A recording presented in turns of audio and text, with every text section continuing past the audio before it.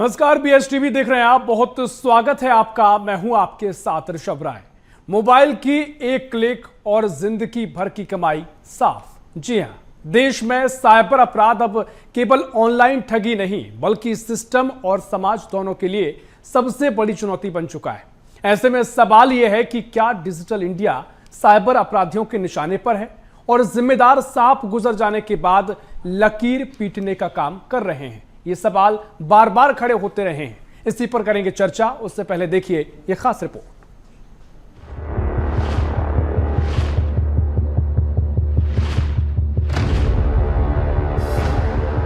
अब चोर ताले नहीं तोड़ते, मोबाइल हैक करते हैं। डिजिटल सुविधा के साथ बढ़ रहा है डिजिटल खतरा। साइबर माफिया की पहुंच गांव से लेकर सरकार तक।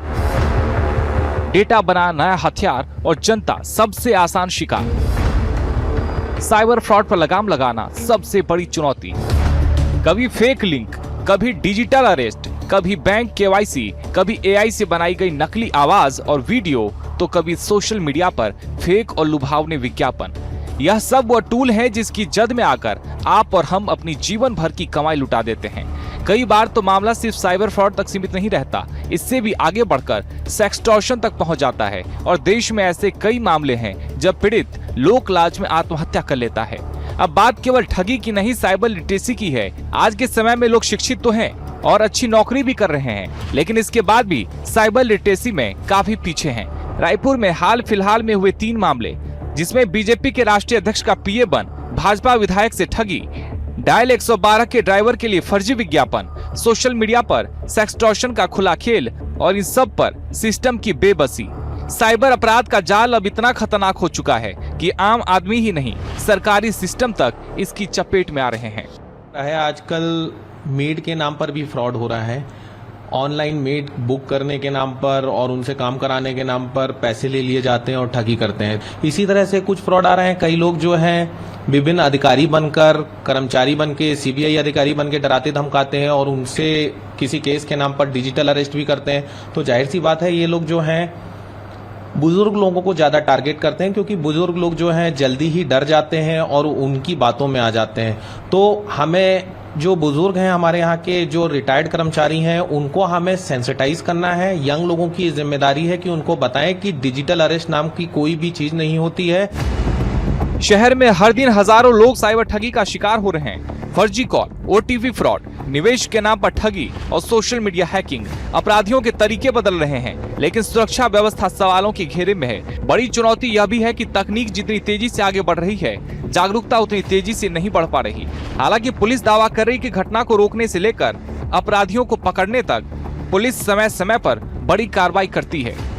सबसे इम्पॉर्टेंट चीज़ है अलर्ट रहना है। कोई भी जल्दबाजी में फैसला न लें। अगर आपको कोई कहता है कि आप डिजिटल अरेस्ट हैं या फिर आपके परिवार का कोई व्यक्ति किसी केस में फंस गया है, तो तुरंत उस पर विश्वास न करके उसकी सत्यता जाननी है। आपको हो सके तो उस अपने रिश्तेदार से या अपने परिवार के किसी मेंबर से जिसके बारे में बात की जा रही है, उनसे बात करने की कोशिश करें। तत्काल आनन फानन में आकर आपको कोई भी ऐसा निर्णय नहीं लेना है जिससे आपको पछतावा होने लगे और आपके साथ साइबर ठगी हो जाए। इन सब के बीच कुछ सवाल हैं जिसका जवाब जानना बेहद जरूरी है कि क्या देश साइबर इमरजेंसी की तरफ बढ़ रहा है? डिजिटल इंडिया में जनता कितनी सुरक्षित है? साइबर अपराध रोकने में सिस्टम क्यों कमजोर नजर आ रहा है? क्या एआई ने साइबर अपराधियों को और ताकतवर बना दिया?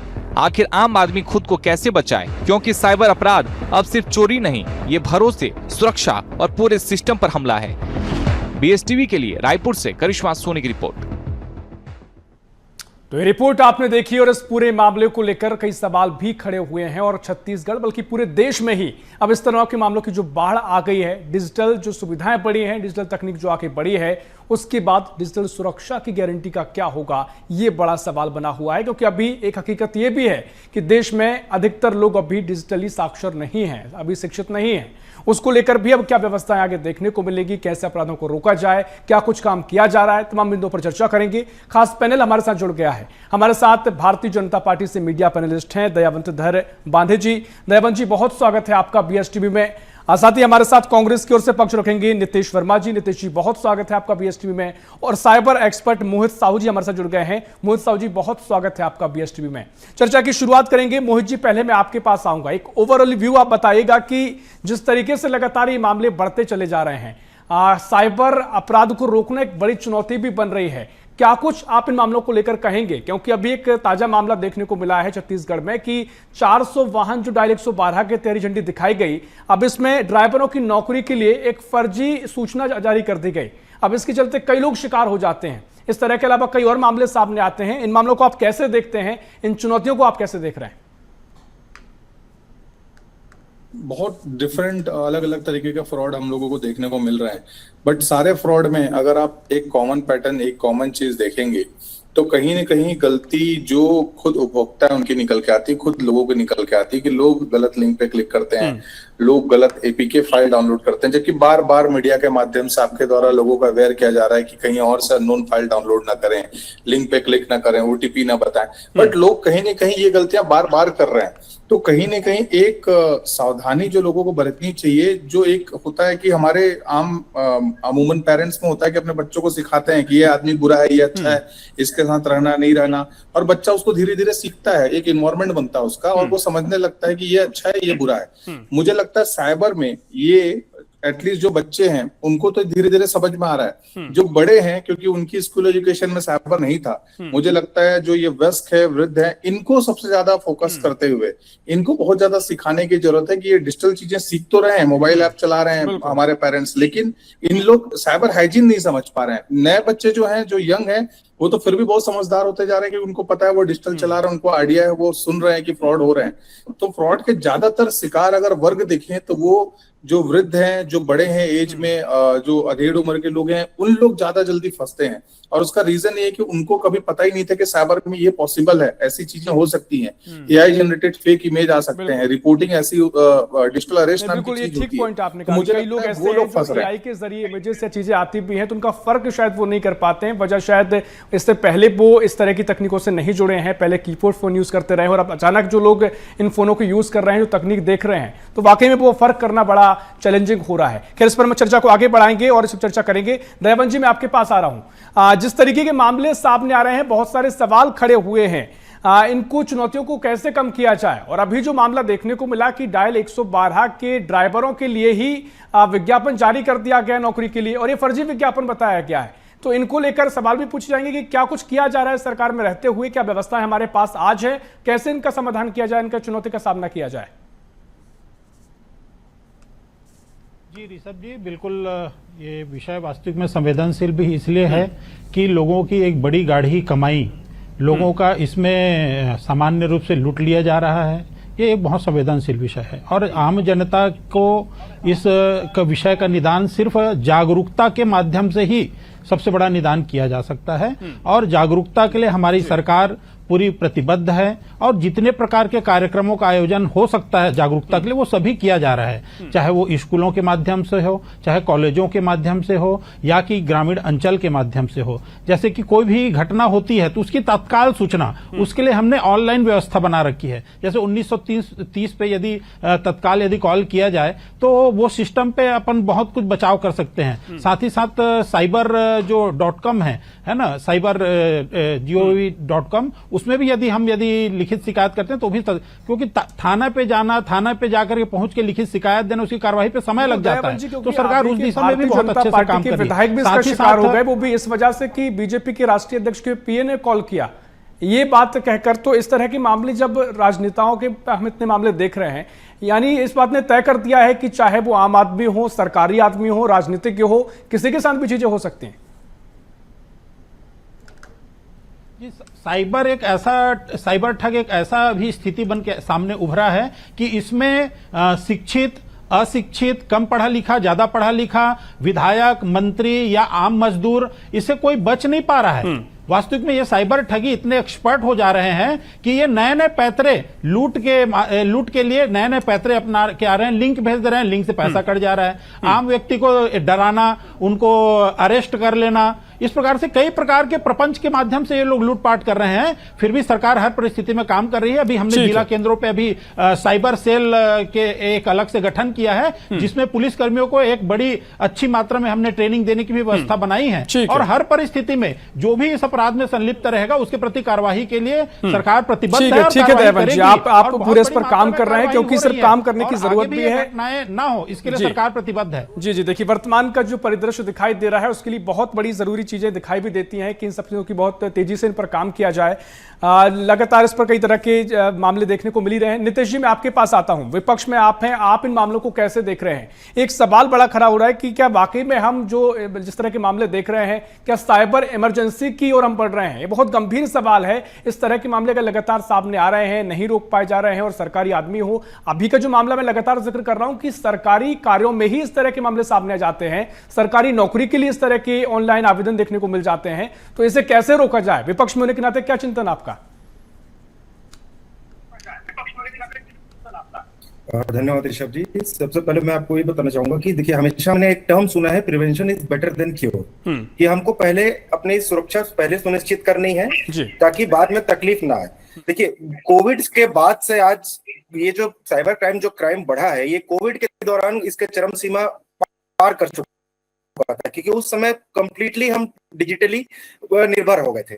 आज ये हमारे को ये कहना कि साइबर क्राइम हमारे लाइफ का हिस्सा नहीं है, ये एक मतलब की बात हो जाएगी, ये हमारे लाइफ का एक पार्ट हो गया।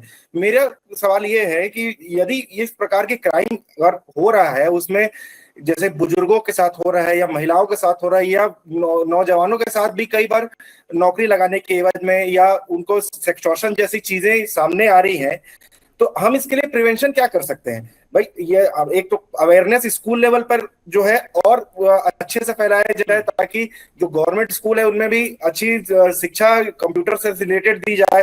दूसरी, मैं एक ये मानता हूं कि जो भी आदमी आपको फोन करेगा उसके पास आपका एक प्रकार से डेटा का कुछ है, तो आपका नंबर होगा, आपका पैन कार्ड ये होगा, फलाना ये होगा करके वो आदमी आपसे बात करता है। तो ये डेटा लीक कहाँ से हो रहा है? हमारे पास कोई data prevention of data act करके कोई साइबर क्राइम से रिलेटेड कोई पर्टिकुलर लॉ नहीं है इसको रोकने के लिए। बीएनएस में कुछ इसको अब मदद मिली जरूर थी, बीएनएस में कुछ इसमें पावर दी गई थी, लेकिन एक डेडिकेटेड साइबर लॉ हमारे पास अभी तक के उपलब्ध नहीं है। यदि इस प्रकार का डेटा ब्रीच हो रहा है कि लोगों का डेटा ब्रीच, देखिए फोन करने वाला फोन करेगा, यदि उसके पास डेटा नहीं होगा तो वो फोन कहां से करेगा? डेटा वहीं से लीक हो रहा है जहां पर डेटा सेंटर कलेक्शंस होते हैं, जैसे फेसबुक, व्हाट्सएप, ये सारी चीज डेटा कलेक्शन पॉइंट्स हो गए, सोशल मीडिया हो गए।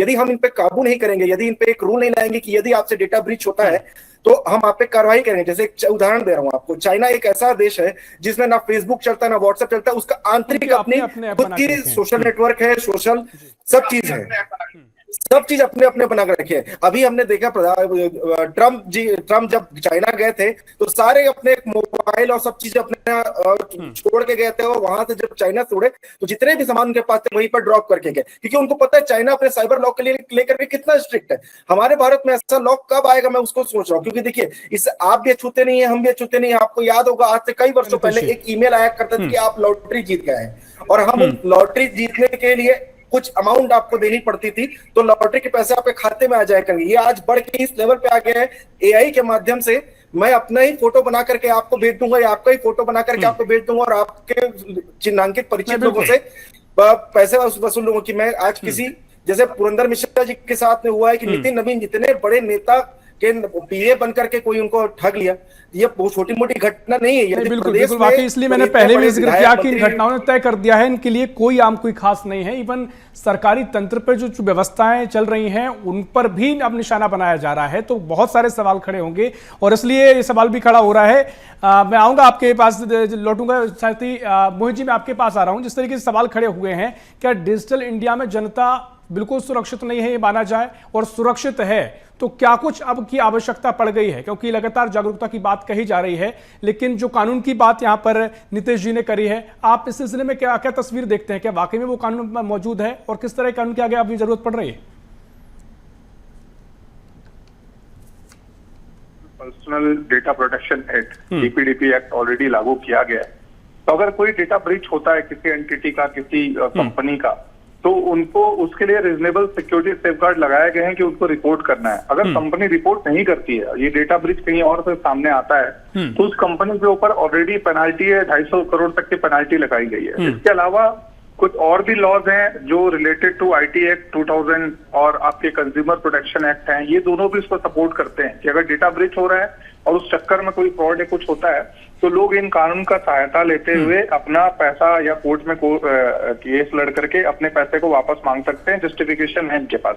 बट देखिए, कानून एक अपनी जगह है और कानून के अलावा उस होने वाले क्राइम को पकड़ना एक अपनी जगह है। ये जो क्राइम है, इनके तरीके बहुत तेजी से बदल रहे हैं। ये बात सिर्फ डेटा की नहीं है, यहाँ पर मुझे लगता है सबसे बड़ा जो प्रॉब्लम है, जो कानूनन तौर पर जैसे नीतीश जी कर रहे हैं कि अगर चाइना में मैं जो देख पाता हूँ, मैंने भी देखा है कि भाई वहाँ पे हर चीजें नहीं चलती, वहाँ पे गूगल बैन है, व्हाट्सएप। तो देखिए, कानून में अगर देश में ये लगाते हैं तो भी कहीं ना कहीं पक्ष विपक्ष में ये लड़ाई चलेगी कि आपने सर्विलेंस चालू कर दिया या आपने ये चीजें बंद कर दी।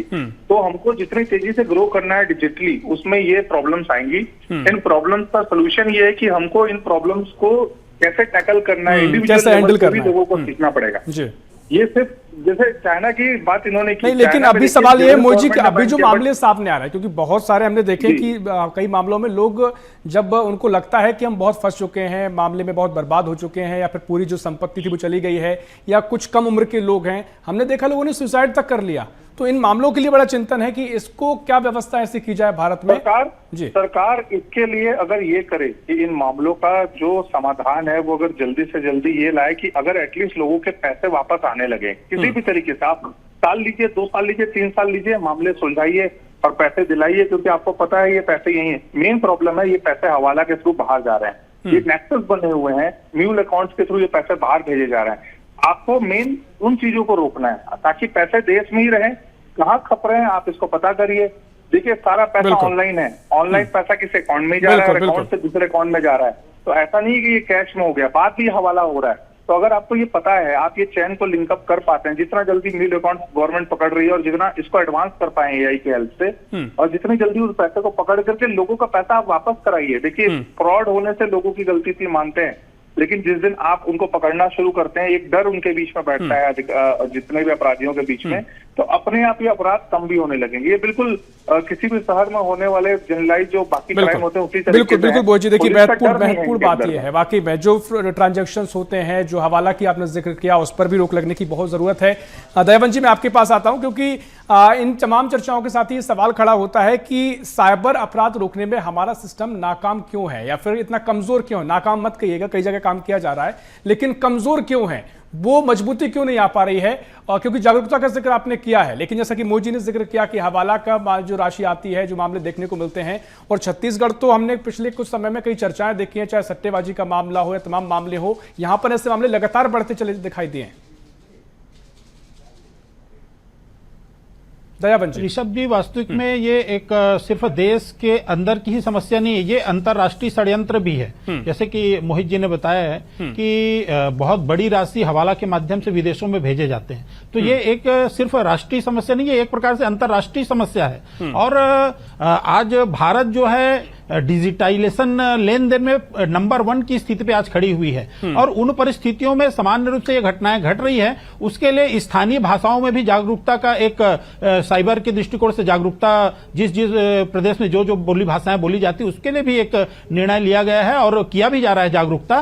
साथ ही साथ में संचार साथी के माध्यम से, चक्षु पोर्टल के माध्यम से जो फर्जी सिम कार्ड्स जो चलाए जा रहे थे इस लूटपाट में, उसको लाखों की संख्या में बंद किया गया है, उन सिम कार्ड्स को ब्लॉक किया गया है। और साथ ही साथ ऐसी जो आरबीआई ने जो बैंकिंग सिस्टम है उसके साथ में समन्वय बना करके यह भी तय किया है कि जो थोड़ा भी सशंकित बैंक अकाउंट्स है उनको फ्रीज किया जाए और उसकी जांच किया जाए, और हर परिस्थिति में ये ठग जो है, साइबर ठगी जो है वो रुके और इस पे कार्रवाई हो। इसके लिए सरकार भी पूरी तरीके से सक्रिय रूप से लगी हुई है, बैंकिंग सिस्टम भी लगी हुई है, साइबर के एक्सपर्ट भी लगे हुए हैं, पुलिस प्रशासन भी लगी हुई है। तो उसके बावजूद भी मैं ये कहना चाहूंगा, आम जनता के जागरूकता के बगैर यह घटनाएं रुकने वाली नहीं है। इसलिए सबसे ज्यादा महत्व हमको आम जनता को जागरूक करने पे ही समय देना पड़ेगा। ठीक है नितेश जी, आपका क्या मानना है कि देखिए एक बात तो तय है कि जागरूकता बहुत जरूरी है, जिस तरीके से कोई भी काम करने के लिए उसकी शिक्षा जरूरी है,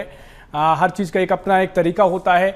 अब सोशल मीडिया को लेकर हमारे देश में ये हुआ है कि बच्चों को भी वो चीज़ें शुरुआत से ही जब नहीं जानते नहीं समझते हैं हाथ में मोबाइल पकड़ा दिया जाता है, या फिर हर जगह लगभग यही हाल है। तो इसको लेकर क्या जागरूकता ही एक विकल्प अभी देख रहे हैं, या फिर थोड़ा और समय लगेगा इन चीज़ों को बेहतर होने में? क्योंकि सरकार ने बहुत सारी चीज़ों पर काम वाकई में किया भी है, संचार साथी ऐप हो, तमाम चीज़ों हो, उसका असर धीरे धीरे दिखाई भी दे रहा है, लेकिन अभी वो स्तर पर हम नहीं पहुंचे हैं ताकि इन घटनाओं को रोकने में कामयाब हो सक रहे हों। नितेश जी। देखिए ऋषभ जी, मैं आपको एक दो एग्जांपल बताना चाहूंगा। अभी पिछले 6 महीना पहले ही रायपुर की मैं आपको घटना बता रहा हूँ। रायपुर में लगभग 800 से ज्यादा कंप्लेंट सिर्फ रायपुर में रजिस्टर हुई साइबर क्राइम से संबंधित, जिसमें 5 से 6 करोड़ रुपए के लोगों के ठग लिया गया। वही पूरे प्रदेश में पिछले साल 4100 शिकायतें दर्ज की गई थी। मैं ये कह रहा हूँ कि जो कंप्लेंट रजिस्टर हो रही है उनमें जो पुलिसिंग होनी चाहिए। देखिए पुलिस में सुरक्षा बलों की भी कमी है, क्योंकि साइबर यूनिट में कितनी सुरक्षा बल गवर्नमेंट वहां पर प्रोवाइड कर रही है, या सोशल अवेयरनेस के नाम से, जैसे हम एक उदाहरण देने के बाद आपको बता रहा हूँ कि हम पिक्चर देखने जाते हैं, पिक्चर की स्टार्टिंग में हम नेशनल एंथम जरूर चलाते हैं, या पिक्चर की स्टार्टिंग में हम सोशल अवेयरनेस भी चलाया जा सकता है कि ये ऐसी इस प्रकार से ठगी हो रही है। एक ये हो गई। दूसरी पंचायत, तो आप महतारी वंदन के पैसे सारे खाते में जा रहे हैं, लेकिन माताओं को पता ही नहीं कि उनके खाते में कोई फ्रॉड भी किया जा सकता है। तो पंचायत लेवल में जो आज शिक्षित नहीं है, जो आज जिनको डिजिटली अवेयर नहीं है, उनके लिए पंचायत स्तर में एक अलग से, जैसा अभी सुशासन तिहार चल रहा है, वैसी प्रकार से अलग अलग पंचायतों में एक सोशल अवेयरनेस कैंपेन चलाना चाहिए, ताकि लोग वहां पर जागरूक सके। भाई शहर के लोग 1 मिनट लिए ये बहुत जागरूक रहते हैं, लेकिन गांव में जो पिछड़े लोग रहते हैं उनमें बहुत ज्यादा अवेयरनेस नहीं रहती है। और मैं एक चीज और बताऊंगा, मोहित जी कह रहे थे डेटा के बारे में, मैं आपको एक मोहित जी से बात बोलना चाहूंगा कि जो डेटा हमारा जो कलेक्ट होता है वो यूजुअली मेजर जो डेटा कलेक्शन सेंटर्स रहते हैं वो हमेशा अधिकतर दूर रहते हैं। तो छत्तीसगढ़ में अगर हम एज डेटा सेंटर्स की प्रोवाइडिंग ज्यादा बढ़ा दें, ये नया रायपुर में उसके लिए अलग से सेक्टर निर्धारित भी है। एज डेटा सेंटर्स अगर रायपुर में गवर्नमेंट अपनी खुद की बनाए, जिसमें जो बैंकों के जो ट्रांजैक्शन है और जिसमें वहां पर सिक्योर रहे, एक बैकअप रहे, तो वहां पर फ्रॉड होने की चांसेस बहुत ज्यादा कम हो जाएगी। रेदर देन हम उसको मुंबई जा रहा है डेटा हमारा, या बड़े बड़े जो डेटा सेंटर्स में जा रहा है, उसकी जगह जो लोकल एज डेटा सेंटर्स है अगर हम बनाएं, तो वहां पर ज्यादा फ्रॉड से बचने की चांसेस बढ़ सकते हैं। ठीक है, देखिए समय लगभग पूरा हो रहा है। एक दयाबंत जी, एक आपका रिएक्शन जानना चाहूंगा। जिन्होंने कहा कि पंचायत स्तर पर जो व्यवस्था की जानी चाहिए, उस पर एक उनके सुझाव को आप क्या कुछ कहेंगे वो बताइएगा, फिर मैं मोहित जी के पास जाऊंगा। दयाबंत जी।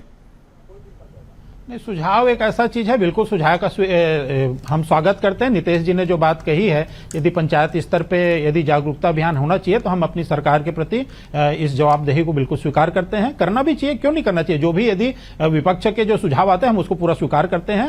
साथ ही साथ में जो भी उनके और आगे भी जो सुझाव आएंगे उनके प्रति भी हम सजग रूप से काम करेंगे। और हमारी सरकार पूर्व से इस पे काम कर रही है। ई-केवाईसी, चाहे वो महतारी वंदन की जितनी भी खाता है, ई-केवाईसी प्रतिवर्ष हम कर रहे हैं। साथ ही साथ किसान सम्मान निधि पे भी हम ई-केवाईसी कर रहे हैं, तो वो ऑलरेडी हम कर रहे हैं। उसके बावजूद यदि जागरूकता की आवश्यकता है, हम जागरूकता करेंगे अवश्य। ठीक है, मोहित जी, इन सुझावों को लेकर आपका क्या मानना है? और साथ ही एक जो एआई की तकनीक का जिक्र लगातार हो रहा है, क्या एआई ने और भी अपराधों को बढ़ा दिया है, और भी अपराध खतरनाक ताकतवर हो गए हैं? क्योंकि जिससे इनकी सुविधाएं तो लगातार मिली हैं, एआई से बहुत लोगों के काम भी बंद हुए हैं, क्योंकि इतना अच्छा काम परफेक्शन के साथ काम मिल रहा है।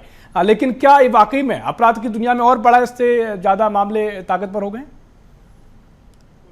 आने से आप समझिए, मैंने एक चीज देखी है, एआई आने के बाद से कैसे फ्रॉड बढ़ते हुए मैंने देखे हैं। जो खासकर एआई मॉडल्स की बात करें, क्लाउड मैथोस, जब वो उस मॉडल ने एक एआई मॉडल लॉन्च हुआ तो आरबीआई को मीटिंग करनी पड़ी कि बैंकों की सुरक्षा खतरे में है। आप समझिए, एआई के एक मॉडल लॉन्च होने से, एक मॉडल जो कि अभी रिसेंटली 2-4-5 साल में एक कंपनी बनी, उसने एक मॉडल बनाया, उससे अगर आरबीआई की एक मीटिंग हो रही है कि बैंकों की सुरक्षा खतरे में, तो आप समझिए आने वाला फ्यूचर जो बहुत तेजी से बढ़ रहा है, मुझे लगता है कि एआई अलग लेवल के क्राइम लाएंगे, जो शायद हो सकता है अभी की पुलिसिंग, अभी की व्यवस्था और शायद हमारा इंफ्रास्ट्रक्चर, मुझे लगता है सबसे बड़ी चीज हमारा इंफ्रास्ट्रक्चर, नितेश जी ने सही कहा है कि हम इंफ्रास्ट्रक्चर को लेकर के तैयार नहीं है। अगर आप बात करें तो हम पूरे गूगल पे एंड्रॉइड चला रहे हैं, आईफोन चला रहे हैं, हम पूरी टोटल यूएस इकोनॉमी पे डिपेंड करते हैं। अगर चाहे आज एक दिन में यूएस चाहे तो पूरा इकोनॉमी ठप कर सकता है हमारा। हमारा इंटरनेट बैंडविड्थ तक उन पर डिपेंडेंट है। तो अगर ये लोग चाहें तो आज से आज पूरा इंफ्रास्ट्रक्चर बंद कर सकते हैं, आधे सर्वर बंद हो जाएंगे, आप ना पेमेंट कर पाएंगे ना बैंक चला पाएंगे। तो लोकल लेवल पर इंफ्रास्ट्रक्चर, डिजिटल इंफ्रास्ट्रक्चर होना बहुत जरूरी है। हमारी डिपेंडेंसी खत्म करनी पड़ेंगी हमको दूसरे कंपनियों पे, बाहर विदेश में जो बैठे हुए हैं। अगर वहां पे विदेशी कंपनियों पे हम चाहे कोई भी इंफ्रास्ट्रक्चर, चाहे मेल की बात करें, चाहे किसी भी चीज की बात करें, गवर्नमेंट का खुद का इंफ्रा होना जरूरी। बिल्कुल, देखिए समय पूरा हो गया, मुझे आपको मैं रोक रहा हूं, लेकिन दयावंत जी आप पूरी बातों को सुन रहे हैं और क्योंकि सरकार आपकी है देश में भी, यहाँ पर भी, लेकिन सरकार से इस तरह जो काम किया जा रहा है उस पर वाकई में कई चीजों पर काम करने की आवश्यकता भी है। लेकिन जैसा कि आप कह रहे हैं कि सबसे बड़ी जो अगर बचा जा सकता है वो है कि जन जागरूकता का, इस पर कितना काम किया जाता है, कैसे जागरूकता लोगों को किया जाता है, ये बड़ा चुनौती है और इसी मुझे लगता है कि बड़ा समाधान इससे आगे निकलने को मिल सकता है। बाकी बहुत सारे जो सुझाव हैं वो नीतीश जी के हैं, कांग्रेस या तमाम लोगों के चिंतन जो हम कर रहे हैं। आप तस्वीर कितनी बदलती है ये देखना भी होगा, लेकिन कैसे इनको रोका जाए बड़ी चुनौती बनी हुई। चर्चा और हो सकती है, समय इतना ही है। बहुत शुक्रिया दयावंत जी, बहुत शुक्रिया नीतीश जी आपका, बहुत शुक्रिया मोहित जी आपका इस चर्चा में शामिल होने के लिए। तो कुल मिलाकर देखिए जिस तरीके से साइबर अपराध लगातार बढ़ते चले जा रहे हैं, चाहे आम आदमी हो, गरीब हो, अमीर हो या फिर कोई राजनीतिज्ञ हो, छत्तीसगढ़ में से मामले देखने को मिल चुके हैं। अब ये बड़ी चुनौती बने हुए हैं, इनको रोका कैसे जाए, क्या कुछ अभी तक काम किया जा रहा है और कब तक इन पर लगाम लगाई जा सकेगी, ये बड़े सवाल बने हुए हैं। फिलहाल के लिए इस खास प्रशिक्षण में इतना ही। देश प्रदेश की और भी खबरों के लिए देखते रहिए BSTV। नमस्कार।